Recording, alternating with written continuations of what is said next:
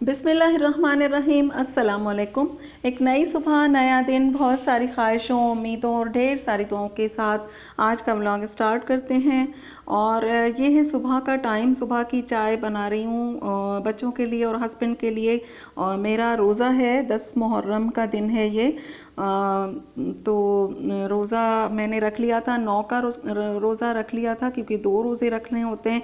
तो फिर 10 का तो फिर रखना ही था। और मेरी आँख नहीं खुली और मैंने बाहर सहरी का रोज़ा रख लिया। और 10 मुहर्रम को काम भी ज़्यादा था, तो फिर बस मैंने रोज़ा तो रख लिया था, लेकिन था थोड़ा सा शाम को जो है वो पानी की ज़्यादा हो रही थी तकलीफ़।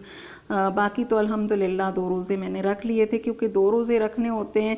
पहले 1 रोज़ा रखा जाता था, फिर सहाबा ने कहा नबी करीम सल्लल्लाहु अलैहि वसल्लम से कि एक रोज़ा जो है वो तो यहूदी रखते हैं। तो फिर नबी करीम सल्लल्लाहु अलैहि वसल्लम ने फरमाया कि आइंदा हम 2 रोज़े रखा करेंगे, और मेरी ज़िंदगी रही तो अगले साल में 2 रोज़े रखूँगा। तो फिर 2 रोज़े उसके बाद जो हैं वो अगर आप रखें तो मर्ज़ी है। नफली रोज़े होते हैं, इसका सवाब अजर बहुत ज़्यादा है। अगर नहीं रखते तो कोई गुनाह नहीं, लेकिन अगर रखते हैं तो इसका अजर बहुत ज़्यादा है। पूरे साल का आपका कफ़ारा है।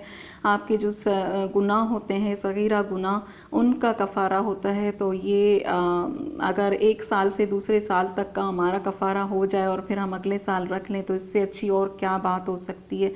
और उस ज़माने में जो है वो बच्चों को भी रखवाया जाता था। तो मेरी कोशिश यही है कि अभी तक तो बच्चे जो हैं वो इस रोज़े को रखने के लिए इतना हिम्मत नहीं करते, क्योंकि रमज़ान के जो रोज़े होते हैं वो सबका रोज़ा होता है, और एक ख़ास जो होता है खिंचाव सा होता है रमज़ान के रोज़ों के लिए।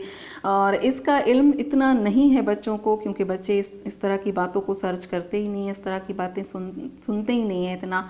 तो हमारी खुद की कोताही है कि हम लोग अपने बच्चों को इस बारे में नॉलेज दें कि इस रोज़े की क्या अहमियत है, ये जो 2 रोज़े हैं। तो इंशाल्लाह कोशिश यही है कि बच्चों को अगले साल से इंशाल्लाह ये 2 रोज़े जो हैं वो रखवाए जाएं इंशाल्लाह। क्योंकि 2 रोज़े रखे जाते हैं तो फिर 2 रखवाएं। और बारिश बहुत हुई थी, आप लोगों को सबको पता है। बीच में मेरा ब्लॉग नहीं आया।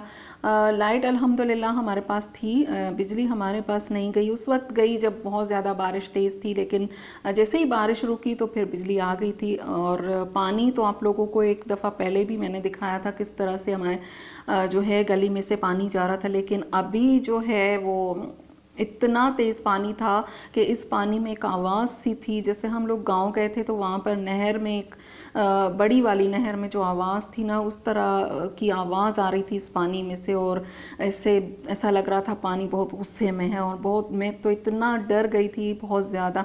अल्हम्दुलिल्लाह ऊपर घर तक तो पानी नहीं आया, लेकिन वहीं से चला गया था। लेकिन इतने खौफज़दा हो गए थे हद से ज़्यादा। और बीच में फिर लाइट भी आ गई थी, फिर ख़बरें भी देख ली थी कि क्या कुछ बाहर हो रहा है। तो फिर बहुत ज़्यादा यानी खौफ जहन में बैठ गया था। अभी तक मेरे जहन में वो है, पानी की वो आवाज़। और वो बस अल्लाह सबको अपने हिफ्ज़ व अमान में रखे। और अल्हम्दुलिल्लाह हमारा घर सेफ़ था, और आइंदा भी इंशाल्लाह अल्लाह करे अब ऐसी बारिश कभी ना हो।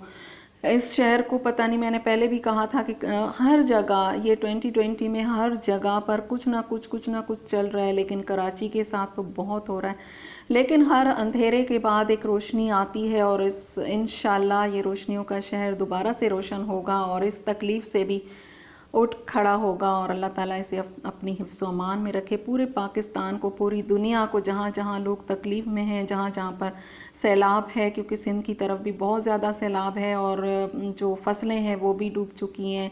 ये जो कॉटन अभी थी जिसमें सबकी नज़रें होती हैं, ये कॉटन जब उतरती है तो औरतों के लिए सोना बनता है। जिन जिन घरों में शादियां होती हैं वो लोग सोना बनाते हैं, और अपनी घर वालियों को जो है वो गिफ्ट के तौर पर ये फसलों में से जो फ़ायदा होता है तो वो सोना भी बना कर देते। तो सबके ख्वाब जो हैं वो अभी फ़िलहाल तो वो ख्वाब ख़त्म हो चुके हैं, लेकिन इंशाल्लाह अल्लाह बेहतर करने वाला है। और इस तरह के इम्तहानात आते हैं, इम्तहान के बाद जो वो फिर ज़िंदगी और ज़्यादा आसान हो जाती है अल्लाह ताला की तरफ से।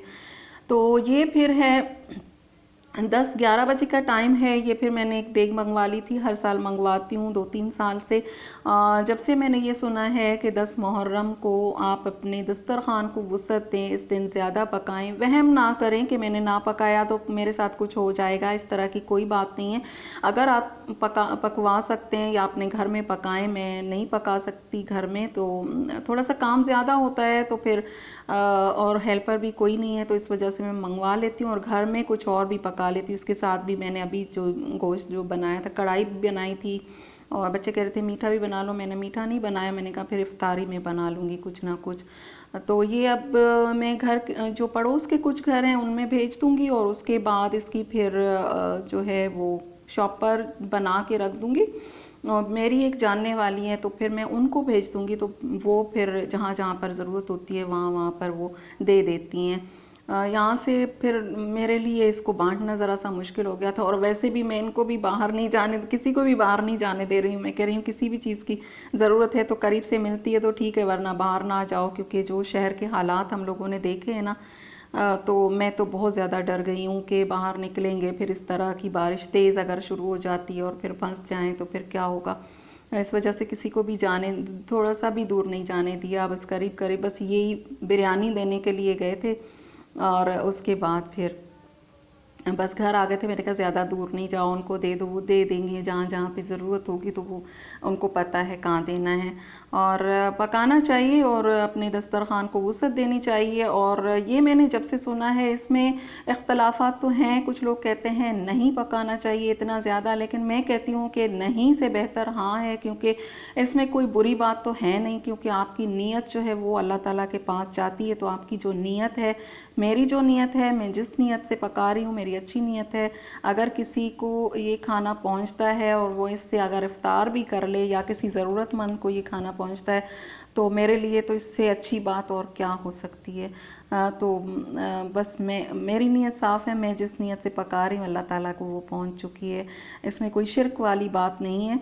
और घर में मैं ज़्यादा पकाती हूँ, और इस दिन बच्चों पर ज़्यादा खर्च करना चाहिए, पकाना चाहिए। मैंने जब से ये सुना है, इख्तलाफात तो हर बात में होते हैं, अब हमें तो नहीं पता, मैं कोई आलमा नहीं हूँ, मुझे कुछ नहीं पता।